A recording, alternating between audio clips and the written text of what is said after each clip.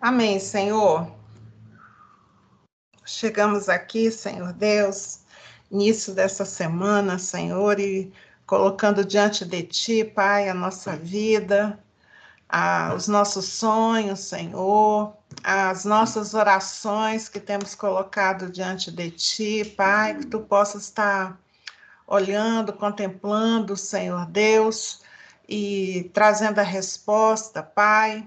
Tantas coisas, Senhor Deus, que temos depositado no Teu altar e aguardamos, Senhor Deus, a Sua resposta. Que o Senhor possa estar olhando, estar vendo, estar cuidando, Senhor Deus, de tudo na nossa vida, Pai, em nome de Jesus. E em relação a esse estudo, Senhor Deus, que o Senhor torne, Senhor Deus, o nosso entendimento, Pai, aproximado, Senhor Deus, de Ti, daquilo que Tu queres conosco, daquilo que Tu queres falar, daquilo, Senhor Deus, que precisamos, Senhor, aprender nesse tempo. Que o Senhor esteja ministrando aos nossos corações, ó Pai, em nome de Jesus. Amém. Glória a Deus. Vamos lá compartilhar. Boa noite, tia Nália. Te vendo aí. Compartilhar.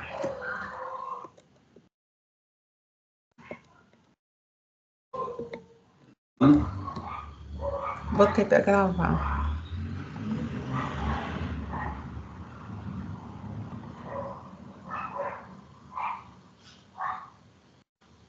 Gálatas. Eu coloquei esse título aí desse capítulo porque o apóstolo Paulo, ele vai falar exatamente a respeito desse diferencial do ministério dele. Ele é apóstolo, foi chamado como apóstolo por Jesus para atender a um povo específico, que é os gentios. E o que são os gentios? Os gentios são o povo que não é judeu.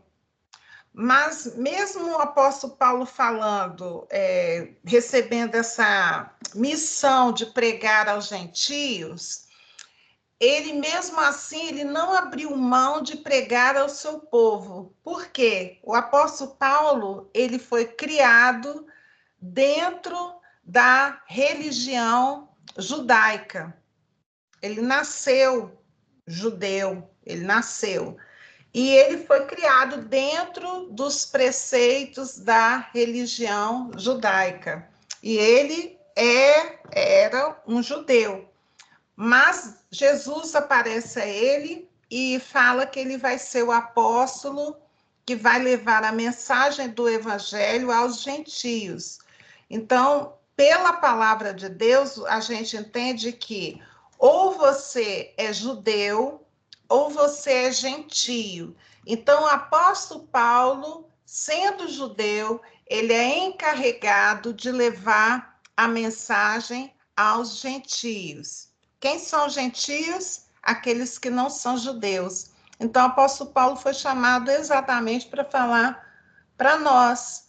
Por isso que as cartas dele são importantes a gente estudar e entender, porque ali é o evangelho sem aqueles princípios judaicos, mas é o evangelho pós-Jesus, pós o que o Messias veio fazer. Por isso que quando a gente começa a estudar, né, as cartas de Paulo, a gente entende, porque a gente que não nasceu judeu, muitas coisas que são exigidas aos judeus, a gente não entende.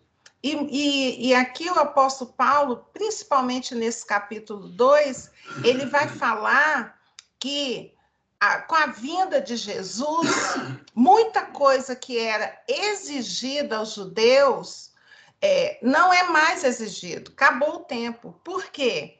Porque Jesus se materializou ali naquela cruz, pagando tudo que era necessário para que o judeu, os gentios, chegassem à vida eterna.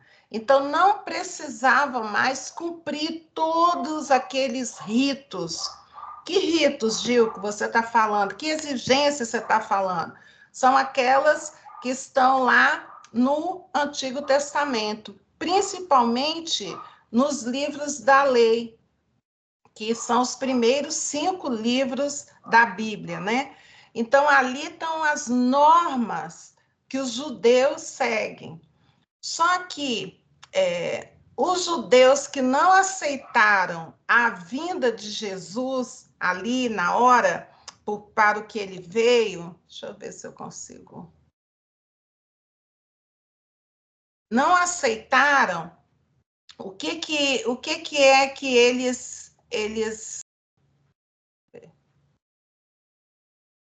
quer aceitar, não? O que é que os judeus não aceitaram? Eles estão esperando ainda hoje um Messias, um rei que venha para reinar sobre eles. Um rei tipo modelo de Saul, de Davi. Eles estão aguardando esse Messias. Por quê? Lá na palavra da lei, o tempo todo está falando que vai vir um libertador que vai libertar o povo judeu. E eles aguardam. Quando eles olharam para Jesus e viram aquele homem simples, aquele homem que não completava bem o perfil que tinha na mente deles a respeito do Messias, então o que eles fizeram? Eles rejeitaram Jesus. E Paulo é chamado para pregar aos gentios, ao povo que não é judeu. E Paulo já vem assim: Cristo já pagou, Cristo já cumpriu tudo que a lei pedia. E Cristo, isso tudo foi pago em Cristo. Então, as pessoas, depois de Jesus, não precisam mais cumprir todas aquelas leis lá no Antigo Testamento para que sejam salvas. E aí bate de frente com a porção de coisas. O povo judeu fala assim: tem que fazer. A gente aprendeu o tempo todo que tem que fazer sacrifício, que tem que cumprir, que tem que fazer, tem que cumprir a lei. E vem Paulo falando assim: depois de Jesus, não há necessidade de cumprir a lei para que você seja salvo. O apóstolo Paulo vem pregar o verdadeiro evangelho de Cristo. Ele fala assim: você não vai conseguir cumprir tudo e conseguir ser salvo. Por isso que Cristo veio, ele cumpriu tudo e cumpriu por você. Então você não precisa cumprir para ser salvo. Basta você aceitar o sacrifício de Cristo. E aí bate de frente com aqueles que ainda acham que você precisa seguir certos ritos para alcançar a salvação. Gil, por que você está falando no judeu? Por que você está enfatizando isso? Porque ainda hoje as pessoas elas creem que elas precisam cumprir certos ritos para serem salvas. E o apóstolo Paulo vem falar assim: não precisa. Ah, Gil, então o que você está falando é que então a gente pode viver de qualquer jeito, pode fazer tudo? Não, não é isso que eu estou falando. Eu estou falando que não precisa você cumprir certas coisas, fazer. Vamos trazer para a gente, para o nosso tempo. Você fazer boas obras, você ser bonzinho, você, sabe, ser assim, o melhor de todos, para você obter salvação. Não é necessário. Cristo já fez isso tudo por você. É só você aceitar o sacrifício de Jesus. Agora, depois que você aceita, aí o seu coração está tão grato que você quer agradar a Jesus. E aí é que você vai passando pela transformação. Eu acho muito interessante o apóstolo Paulo pregar sobre liberdade em Cristo, né?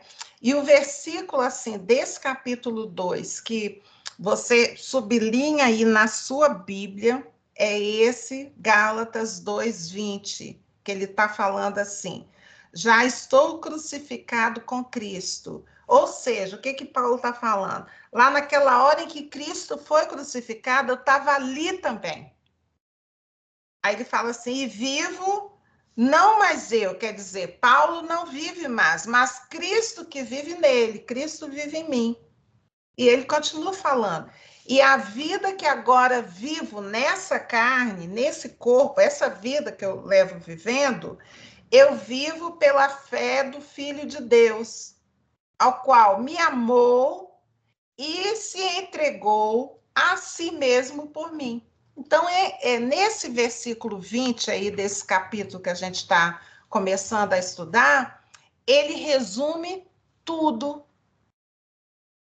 Apóstolo Paulo fala assim, não vivo mais. Naquela hora em que Cristo foi crucificado, eu estava ali. E agora eu vivo em Cristo. A vida que eu vivo não é mais a minha vida. Eu não vivo agora para satisfazer a minha vontade, para fazer aquilo que eu quero, que vem me dar na cabeça, não. Agora, minha vida tomou um novo sentido. Cristo vive em mim. Então, agora eu busco saber o que é que Cristo faria em cada situação que se apresenta no meu dia, para eu repetir, por gratidão por tudo que ele fez pela minha vida. É isso que ele fala de liberdade, a liberdade em Cristo, né? Esse versículo aqui tem até um louvor bonito, acho que é o Fernandinho que fala. Então, Paulo, nesse capítulo, ele vai demonstrar a autoridade de seu apostolado. Ele começa falando sempre isso, enfatizando que ele recebeu a mensagem do evangelho diretamente de Cristo. E nesse tempo agora, nesses primeiros aí, Paulo vai falar sobre os líderes, né, da igreja de Jerusalém, e sobre o conflito com o apóstolo Pedro. Vai ter um tete a tete aí com o apóstolo Pedro. Então, o versículo começa assim.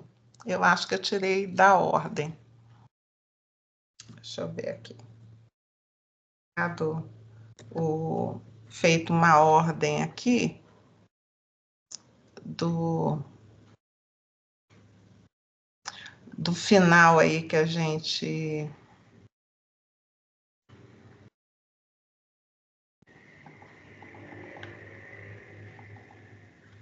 acho que é esse aqui. Gálatas 1, esse.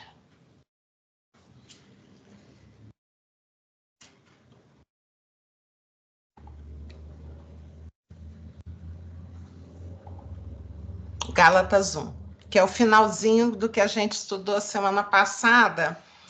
Ele diz assim, que ele está recordando, né, que ele subiu depois de ter encontrado com Jesus. Ele fala que ele vai a Jerusalém, lá ele se encontra com Tiago, irmão do Senhor, e ele fala que depois ele foi para as regiões da Síria, da Cilícia, e não era conhecido de vista das igrejas da Judéia que estavam em Cristo, ou seja, ele foi para uma região, e a região ali do centro, ali de Jerusalém, da Judéia, não ficaram sabendo muito do que ele estava fazendo, pregando às igrejas. Eles só ouviam dizer que aquele que antes estava perseguindo os cristãos, agora estavam pregando a fé em Jesus. Isso ele fala lá no final do capítulo que a gente estudou a semana passada. E aí, esse capítulo 2, ele fala, seguindo aquele capítulo 1, ele fala que 14 anos depois, ou seja, daquela data lá, ele ficou 3 anos que ele teve um encontro com Jesus, depois de 3 anos ele vai a Jerusalém, aí se encontra ali com alguns da liderança, depois ele sai pregando, e ele ficou pregando aí, 14 anos. Então, 14 anos depois daquela primeira visita a Jerusalém, ele vai novamente a Jerusalém com Barnabé. E ele, nessa ocasião, ele também leva Tito. Tito é um filho na fé dele. E aí, 2, subir em obediência a uma revelação. Então, ele sentiu de Deus, ele ouviu de Deus que ele teria que ir a Jerusalém, conversar com os líderes. E ele vai lá porque ele está percebendo algumas coisas nas igrejas onde ele está pregando, que tem acontecido alguma divergência na maneira como os cristãos estão se conduzindo. Então, ele vai até a liderança da igreja para conversar sobre essas divergências. Aí ele fala assim, lhes expus o evangelho que prego entre os gentios. Quem são os gentios? Aqueles que não são judeus. Então ele vai lá e fala, é isso que eu ando pregando para o povo dessas igrejas que estão sendo abertas, por onde eu passo, a minha vida tem sido essa. E é esse o evangelho que eu tenho pregado. E ele continua falando, mas em particular aos que pareciam de maior influência, para de algum modo não correr ou ter corrido em vão. Então, ele está lá expondo à liderança o trabalho dele, o que ele está pregando nas igrejas, nas viagens que ele faz, as viagens missionárias, onde vai, prega o evangelho, deixa uma igreja montada, vai para outro lugar. Então, ele vai até Jerusalém para prestar contas do que ele está fazendo. Aí, 3. Contudo, nem mesmo Tito, que estava comigo, sendo grego, então a gente percebe aqui que tem um filho dele na fé que é grego, que não é judeu, foi constrangido a circuncidar-se. Aí vem esse termo aí, a gente já falou nesse termo em algum momento, mas não custa nada repetir. O que é circuncisão? A circuncisão vem de uma ordem, uma lei que Deus impediu ao povo, aos hebreus, ao povo judeu. Ele pediu que o filho nascido, né, o menino, ele teria que ser oferecido a Deus, uma entrega, tipo quando a gente apresenta uma criança, né, no templo, a gente fala, é de Deus, né? Essa criança, para mostrar que o pai tinha aliança com Deus e para mostrar que essa criança iria crescer tendo aliança com Deus, o ponto visível dessa aliança era a circuncisão. O que é a circuncisão? É um cortezinho no prepúcio, né, do menino, e ali corta-se uma pelinha de proteção, e o pai, quando fazia isso no 8º dia de vida da criança, e aí esse 8º dia é muito interessante, eu já li pesquisas de médicos falando que esse é o dia em que corre-se menos sangue naquela área, então quando se corta nesse dia, no 8º dia, e não no 7º, e não no 9º, é o dia que menos sai sangue. Interessante isso também, né? Como é que a gente poderia saber? Mas Deus sabia. Então, o corte ali indicava que aquele pai e aquela criança tinham uma aliança com Deus. Então, os judeus cumpriam isso. E apóstolo Paulo chega lá na liderança e vai com Tito. E Tito, ninguém lá da liderança falou, ó, você tem que se circuncidar, você tem que fazer isso. A liderança ali em Jerusalém estava entendendo que após Jesus não havia necessidade mais dos gentios, daqueles que estavam aceitando a Jesus a partir dali, de se circuncidar.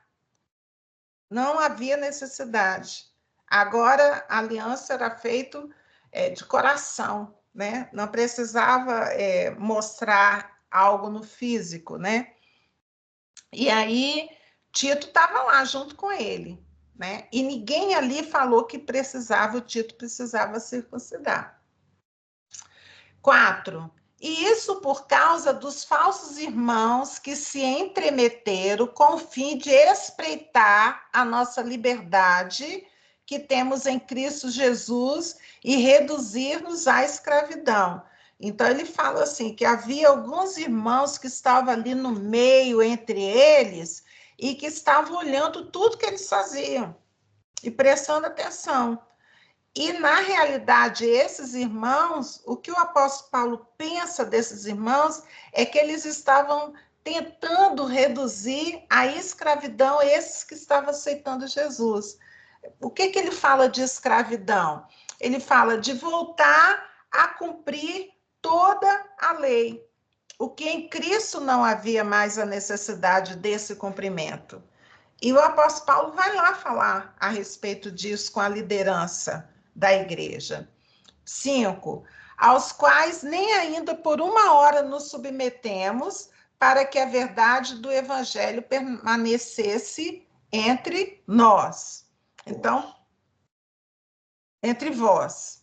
Isso, Adalberto falou aqui, está correto aqui. Está aparecendo aqui um negocinho aqui que não tem que aparecer, não sei por que está aparecendo. Vamos lá. Aí ele vai continuando a falar. E quanto àqueles que pareciam ser de maior influência, quais tenham sido outrora, não me interessa, Deus não aceita a aparência do homem, ele está falando, né? Não tem problema nenhum, não tem essa história de ser de maior influência, não tem isso no reino de Deus, né? Esses, digo, que me pareciam ser alguma coisa, nada me acrescentaram. Ou seja, não trouxeram nada de novo em cima daquilo que ele estava pregando, em cima daquilo que ele tinha recebido de Jesus. Ele continua falando sobre isso. 7. Antes, pelo contrário, quando viram que o evangelho da incircuncisão me fora confiado, aí a gente vai destrinchar isso aqui. Porque o apóstolo Paulo, ele recebeu esse evangelho da incircuncisão, ou seja, esse evangelho dado aos gentios. Por que incircuncisão? É que não precisava circuncidar. Esse é o evangelho que o apóstolo Paulo recebeu. Ele não recebeu de Jesus para pregar aos judeus. Os judeus tinham que circuncidar. O apóstolo Paulo recebeu o evangelho para falar aos gentios. E ele entende, e é correto, que a circuncisão não tem mais lugar para os gentios. E aí ele fala assim, como a Pedro, o da circuncisão. E aí a gente entende que o apóstolo Pedro, ele recebeu uma incumbência de falar aos da circuncisão. O que ele está querendo dizer aqui? É como se apaga aí a circuncisão e você bota assim, aos judeus. Então, o apóstolo Pedro, ele foi chamado para falar aos judeus. E o apóstolo Paulo foi chamado para falar aos gentios. Aí ele fala assim, pois aquele que operou eficazmente em Pedro para o apostolado da circuncisão, também operou eficazmente em mim para com os gentios.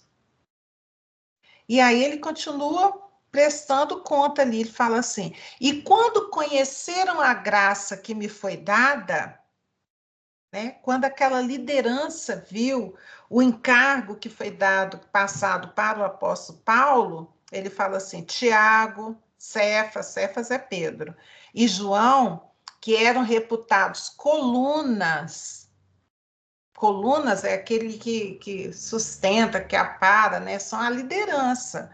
Tiago, o Pedro e João, liderança, coluna da igreja, colunas. Quando eles entenderam, me estenderam a mim e a Barnabé a destra de comunhão, a fim de que nós fôssemos para os gentios e eles para a circuncisão, para os judeus.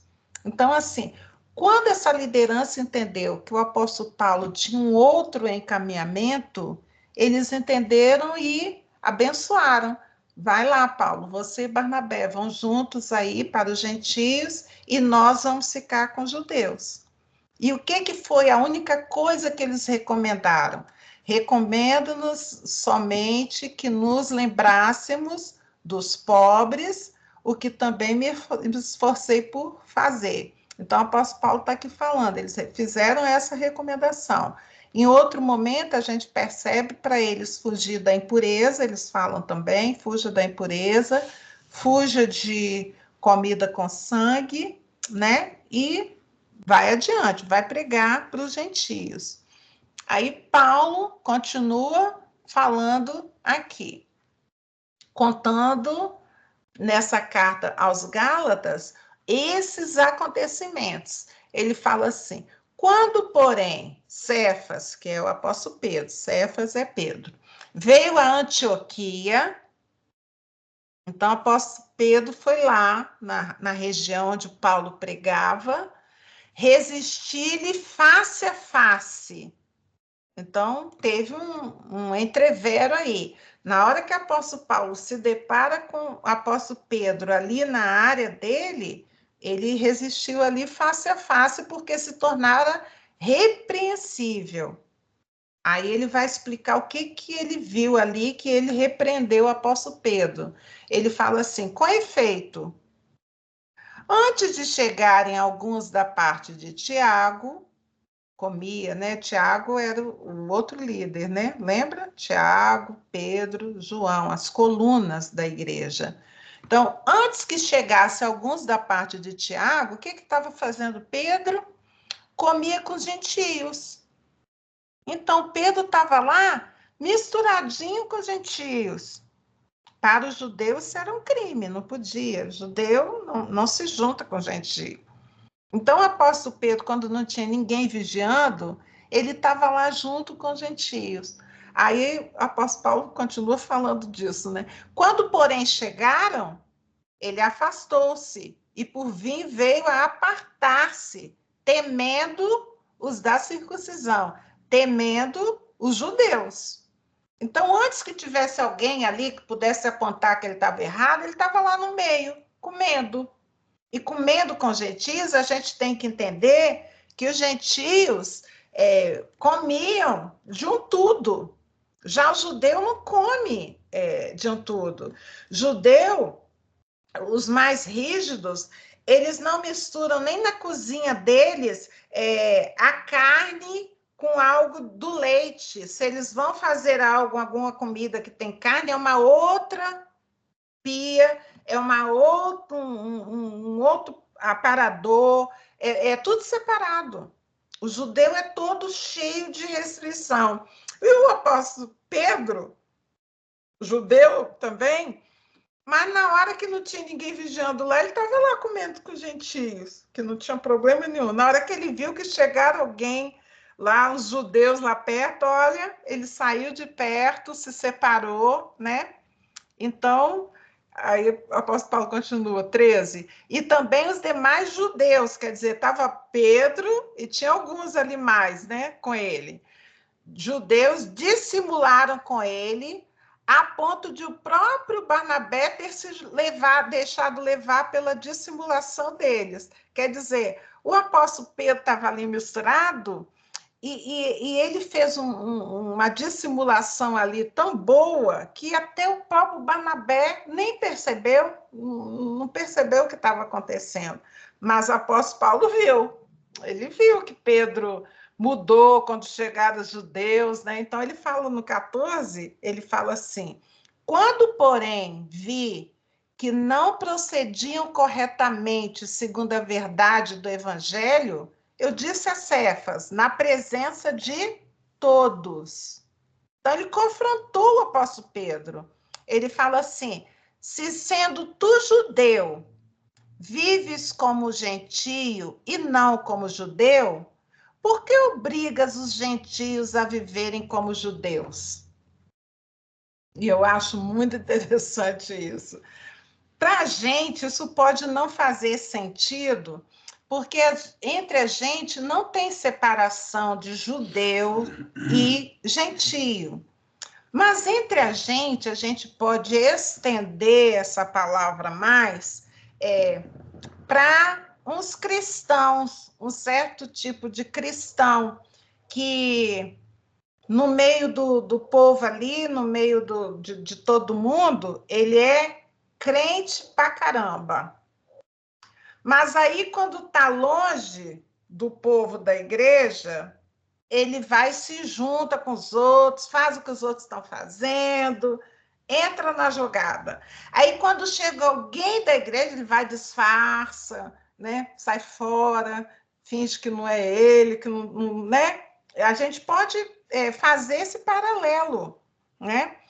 E o apóstolo Paulo fala assim: você que é aí, não está fazendo, como é que você exige que os outros façam o que você não consegue fazer? O apóstolo Paulo confrontou Pedro. Bateu de frente, dois apóstolos ali, grandes, né? E o apóstolo Paulo não tinha conversa, não. Ele é sim, sim e não, não. Sabe? Muito firme. Não tinha esse negócio de vacilar com o apóstolo Paulo. A gente não vê em nenhum momento o apóstolo Paulo vacilando com nada. Aí ele continua aqui. 15. Nós, judeus, e ele fala, está continuando aqui a falar com Pedro, nós, judeus, por natureza, né, que o apóstolo Paulo é judeu, ele cresceu dentro dessa religião, ele obedeceu toda a lei, né? Aí ele fala assim: nós, judeus, por natureza e não pecadores dentre os gentios, sabendo, contudo, que o homem, eu sublinhei aí, não é justificado por obras da lei, e sim mediante a fé em Cristo Jesus. Então, ele está falando assim: mesmo eu sendo judeu, mesmo eu tendo cumprido toda a lei, eu sei que o homem não é justificado pelas obras da lei. Não é justificado por aquilo que ele faz direitinho, pelo comportamento dele, porque ele é bonzinho, porque ele cumpre tudo. Não é essa maneira de eu chegar à salvação. Não é essa maneira que Deus utiliza para eu ser salva. Não é eu sendo boazinha. Não é eu cumprindo toda a palavra na minha vida. Não é esse o ponto que me faz dizer assim: eu sou salvo e você que não cumpre, você não é. Não é esse o parâmetro de Deus. Em Jesus, isso tudo mudou. Em Jesus, deixou de ser aquilo que eu posso fazer para obter salvação para aquilo que Jesus fez para mim, por você, por todos que aceitam. Esse é o padrão de Deus. Às vezes eu caco os meus botões, sabe? Aí saindo um pouco daí, né? Indo aí confessando o meu pecado. Às vezes eu acho assim: nossa, esse aí não vai nunca ser salvo, porque olha a vida que leva, olha o que faz, olha os atos, né? E às vezes eu olho para outro e falo assim: nossa, tão bonzinho, cumpre direitinho, né? Faz tudo direitinho, é tão boazinha essa pessoa, né? Esse é o meu olho. Só que Deus cortou isso aí. Ele fala assim: Gil, você está errada. Não é pelo teu olho. Não é pelo que a pessoa faz. Eu mudei. É através do que Cristo fez. Se o que faz coisas erradas, em algum momento da vida, ele parar e aceitar o sacrifício de Jesus na vida dele, ponto. Para mim, basta. Ele vai ser salvo. E tem aquele que é bonzinho, bonzinho, bonzinho, que só faz coisa bonitinha, que é elogiado pela sociedade, é uma pessoa que só faz boas obras. Mas se esse bonzinho, em algum momento da vida dele, ele não aceitar o sacrifício de Jesus pela vida dele, sinto muito, Gil, ele não vai ser salvo. No meu olhar fica assim, sabe? Eu fico pensando assim, gente, mas Deus podia abrir uma brecha aí, né? Porque a pessoa foi boazinha a vida toda, não fumou, não bebeu, não matou, né? Fez coisa boa, podia esse aí ser salvo. Aí Deus fala assim: não é pelo que a pessoa faz ou deixa de fazer. O meu padrão para ser salvo é aceitar o sacrifício de Jesus na cruz e ponto, Gil. Deus que botou esse parâmetro. Eu posso até ficar discutindo com Deus toda a vida, não achando legal isso, mas não vai adiantar nada.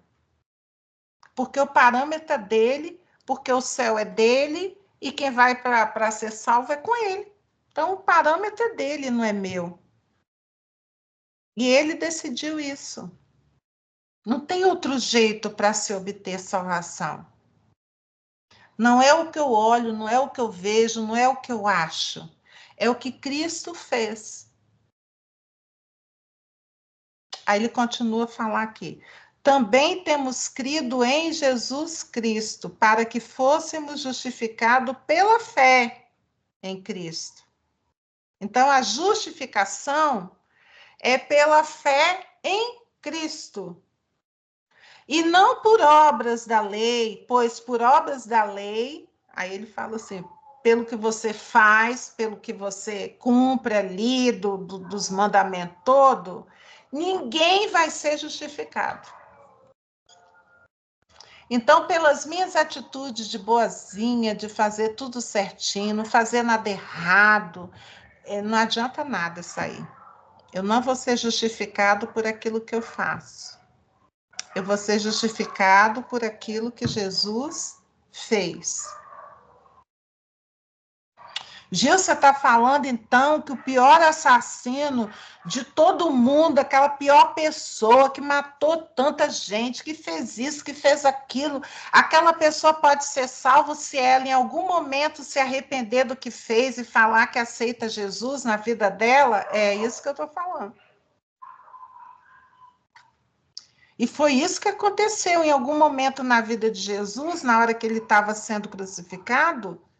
Ele foi crucificado entre dois ladrões. E aí a gente tem que abrir um parêntese aí. Naquela época só ia para a cruz o pior bandido.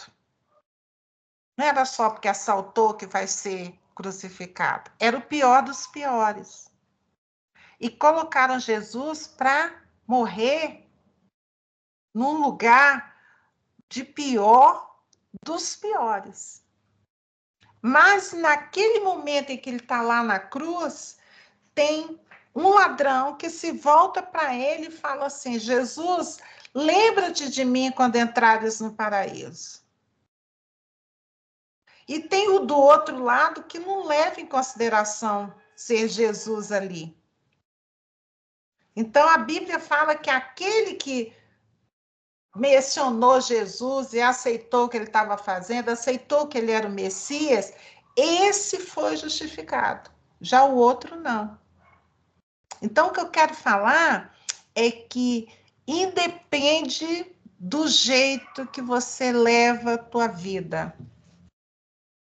O padrão de você receber a salvação é você aceitar Jesus ali naquela cruz pela tua vida. É esse, é só esse, não tem outro jeito. É por isso que eu falo assim, que eu corro em busca, né, de sair, de alcançar. Eu vou agora, porque eu já aceitei. Por isso que eu falo em meu coração, eu sou salva. Ai, Gil, isso é muito orgulho, como é que você pode saber? Eu falo por conta da decisão que eu fiz em minha vida de aceitar que Jesus morreu naquela cruz pela minha vida. É só isso que me dá segurança. Não são as coisas que eu faço, não são as coisas que eu deixo de fazer, não. É porque aquele sacrifício ali foi pela minha vida. Foi pela vida de quem aceitar. E se não aceitar, Gil? O padrão de Deus é para aqueles que aceitam. Continuando. 17. Mas se procurando ser justificado em Cristo, fomos nós mesmos também achados pecadores, dar-se-á o caso de ser Cristo ministro do pecado? Certo que não. Quer dizer, ele está falando assim, Jesus está lá e está justificando tudo porque ele é o ministro do pecado? Claro que não. Porque se torna edificar aquilo que destruí, a mim mesmo me constituo transgressor. Aí ele fala assim, se eu vou fazer outra edificação naquilo que eu falei, eu estou morto, agora eu vivo em Cristo, eu morri.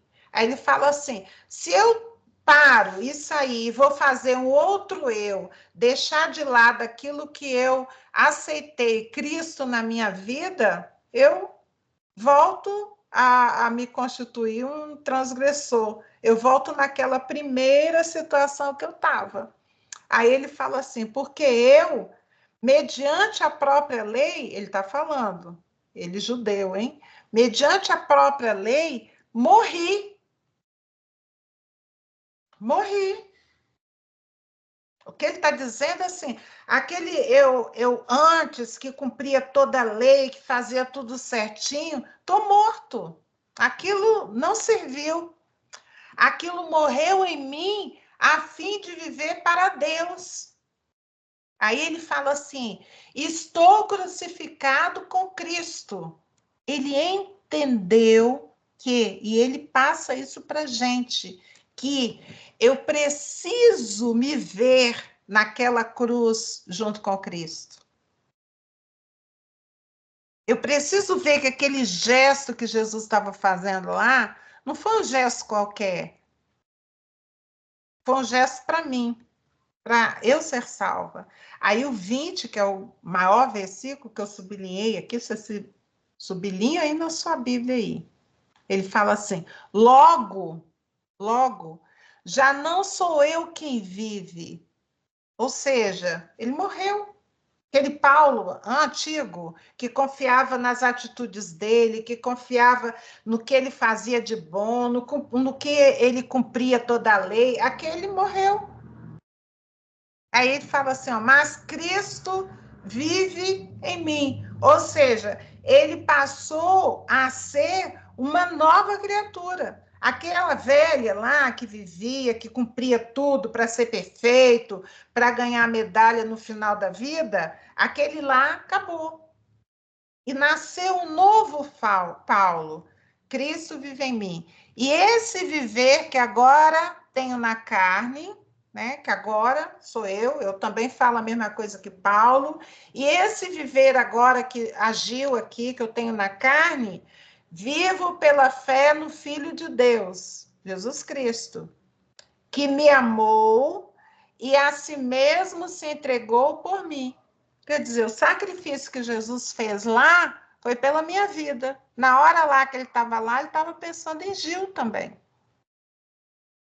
Então, é uma nova criatura.